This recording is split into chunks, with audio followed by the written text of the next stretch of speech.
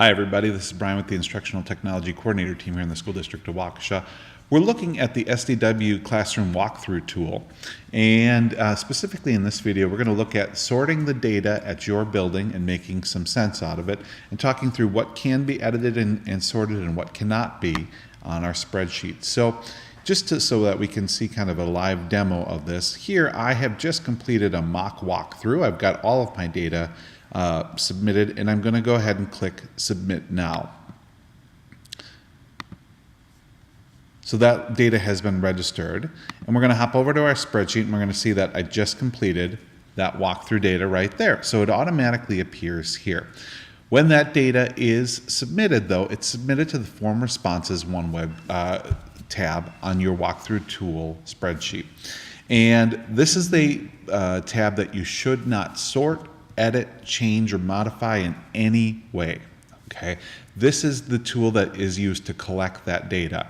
And when we make any changes to the columns, to the names in this particular part of the spreadsheet, in the Form Responses 1 spreadsheet, we really could potentially break our tool and also break the district reporting part of that tool. So we want to leave this particular tab alone. For that reason, we have created a sortable data tab, and you're going to want to go ahead and use that sheet for all of your sorting and editing.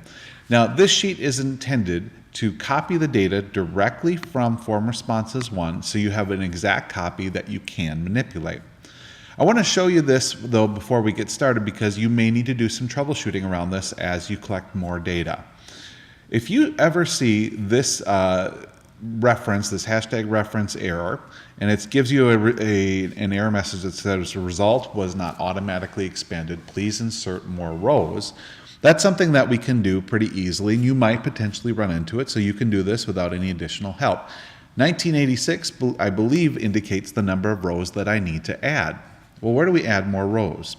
If we scroll to the bottom of our sheet, here I've got a pretty small sheet, but if you scroll all the way to the bottom of your sheet, you can click Add and the number of rows that you wish to add. I'm going to add 2,000 rows. Now when I scroll to the top of my sheet, you can see that I have that data, so we don't get the error reference anymore. I am in the Sortable Data tab, and I don't have that error reference. So if you ever run into that particular error, you can change the number of rows just by adding it and see if that resolves the issue. Then from there, we can run all sorts of different filters that we might be interested in.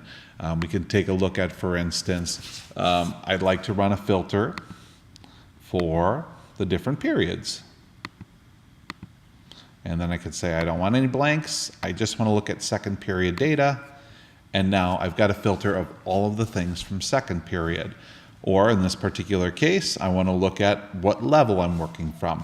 Now, being this is building specific data, you'll just have data from your school and from your level. You won't see data from other schools, so you won't be able to run comparisons against that.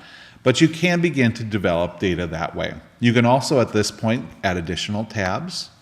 If you have a specific query that you want to run, so a report on second period, and depending on the amount of knowledge you have about spreadsheets, you can certainly add additional spreadsheets to run specific reports. Any of the members of the Instructional Technology Coordinator team would be happy to help you with creating those queries, or at least talking through them, and so feel free to contact us.